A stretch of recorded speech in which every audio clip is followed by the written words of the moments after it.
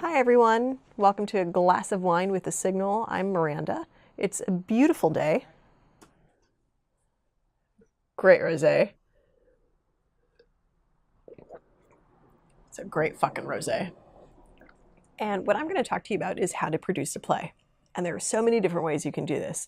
Let's say that this is your very, very first time wanting to put on a play. So there's non-union and there's union. Union is Actors Equity Association. Just shove that to the side for now. That's for later. That's for like your 5th or 6th or 10th production. So let's say you want to put on a non-union show. This is what you got to do. You have to pick the play. And because it's your first one, you're not going to pick a musical with 25 fucking people.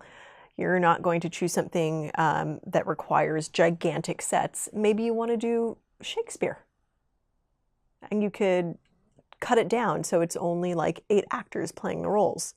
You want to choose something very, very simple with a small cast, maybe no more than 5 people for your first outing. Now, what you have to do, because you've chosen something, let's say, that's published versus in the public domain, and I think it has to be, the playwright has to have been dead for 150 years for something to become public domain.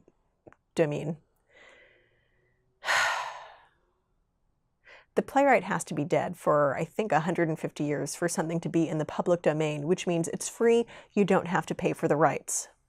Which brings us to the rights. There are 2 big publishers, Samuel French or Dramatists Play Service Inc. Both are located in New York because New York is the epicenter of everything. It's not. Although Chicago thinks it is. It's not. So you pick a play and you say, oh, this is published by Sam French, this is published by Dramatists, and then you have to write to them. You actually have to email them. When I very first started, I actually had to write a letter, which was only, God, I'm dating myself. Now you have to email them and ask for the rights. You say, this is when I want to perform it, this is where I want to perform it, this is what our budget is. It can be a little frustrating. They're asking you to put the cart before the horse, because why would you choose a venue before you have the rights to a play?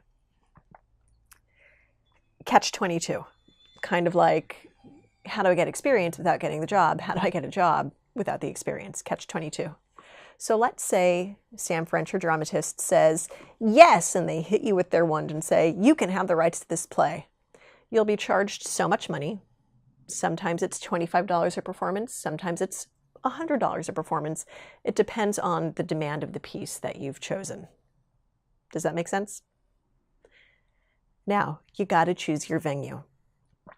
Some people might say, well, I want to keep it super low key and just have a reading in a coffee shop. That's great. Go ahead and do that. But you're putting on a play. So you're going to contact maybe the local high school and ask if you can use their stage or their auditorium. You're going to go around the community, and where you live, there are probably lots of, little community theaters. You call them and you say, hey, do you do rentals? Hey, do you do rentals? And here's the legwork.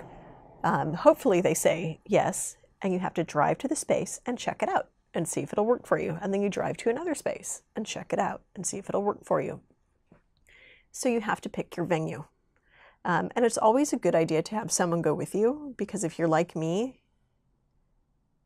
how's this? Whenever I have to choose movie candy, it takes me a fucking year. So have someone go with you to help you make a decision. All right, so you've got the rights and you've got the venue. What next? You need actors. You need actors. I would say don't advertise on Craigslist because it can be a little junky. You're going to want to put up flyers at the local community playhouses. Maybe find your local patch, which sounds dirty, but it's an online paper like Pinole Hercules patch, Berkeley patch, and it's just a little online bulletin board. So you can put notices up there. You can also go online and post a casting call on Breakdown Express, which is what I use for my production company, which feeds into Actors Access.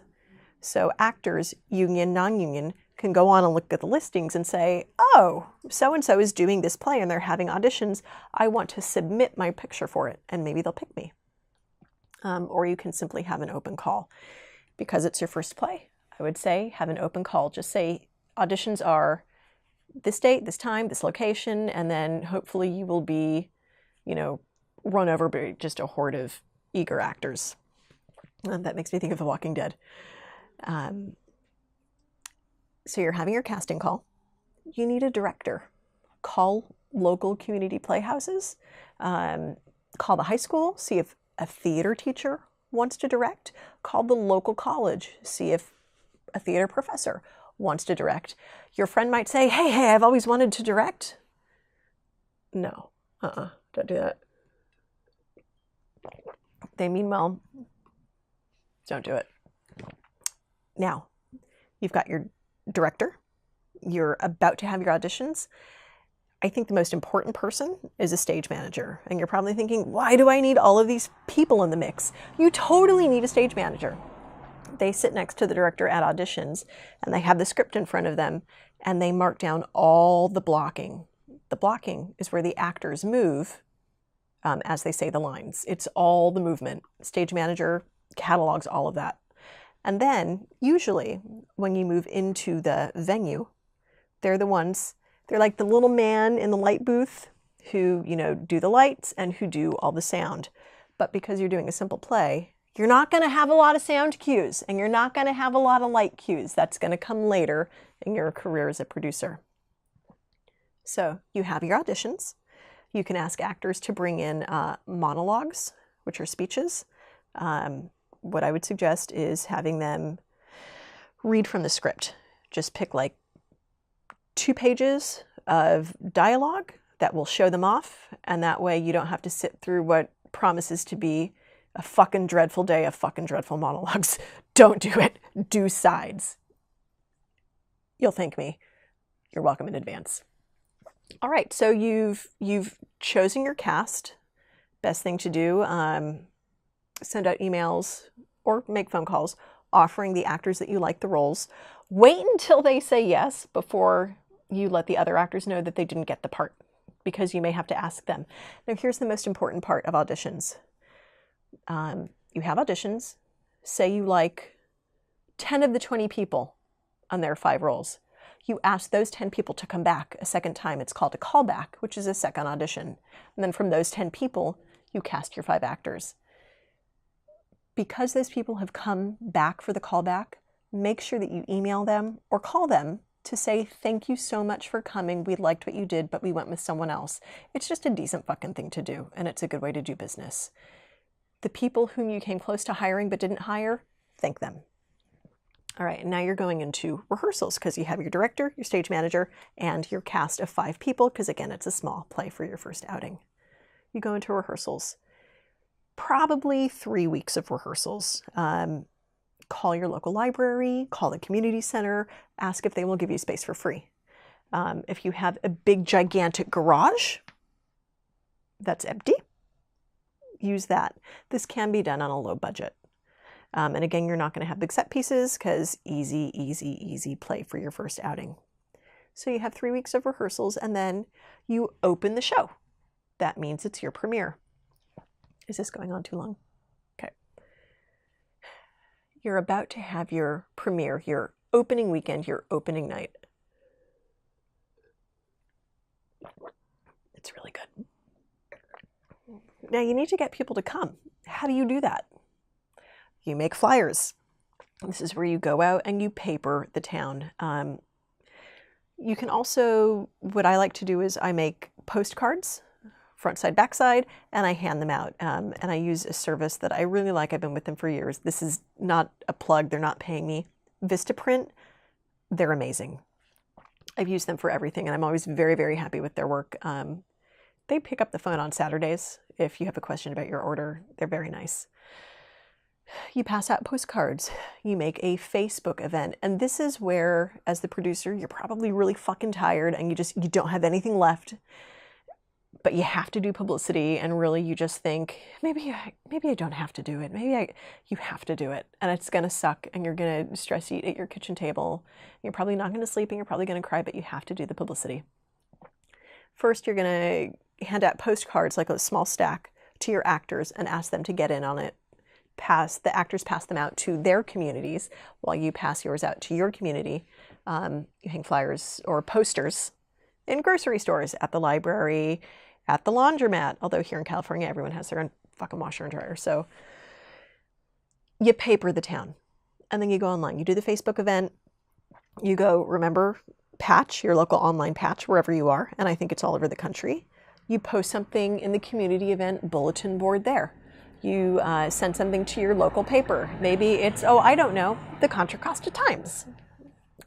Maybe it's the Daily News. You send out as many press releases as you can. And again, it's going to suck because it's going to seem never ending. You have to do it. Also, don't be afraid to delegate. If someone says, let me know if I can help, let them help. Say, can you take this list of 10 publications, online publications, or offline publications, paper, whatever the fuck it's called, and ask them to send the press releases to them so it's a little bit of a lighter load for you, because again, you're going to be tired. Opening night. It's very exciting. The actors are going to be very nervous. As the producer, do not try to give the director advice. Do not try to give the actors advice. That's not your job. You are completely removed. You're making sure that there's someone there to do the ticketing. Someone is there to hand out programs. You can go to a senior center or a community center and say, does anyone want to volunteer to pass out programs? And we'd love for you to see the show for free. You'll get people, you'll get bodies. You can also go to the local high school and ask kids if they want to help out. Go to the theater departments and say, hey, do you want to take tickets? Hey, do you want to pass out programs? And they'll very likely say yes. And if they have a car, then you don't have to give them a ride. So opening night happens, it's fabulous. And then you have the rest of the run to get through, and things will crop up, such as someone's costume is torn. It's up to you to get that costume, find someone to repair it, and return it. So putting on a play is basically just, it's a lot of legwork, and it's a lot of little things. And once you do 5 little things, 10 more will crop up. It's never ending. It's 24/7. It's fucking miserable. And it's also a lot of fun. There's something incredibly satisfying about sitting in the audience or standing at the back of the audience and just going, wow, I did all that. It's a very, very gratifying feeling. And if this all seems overwhelming, then start off by doing something in your living room, in your garage, in your backyard. You can start small. It doesn't have to be big. And that's how you produce a fucking play.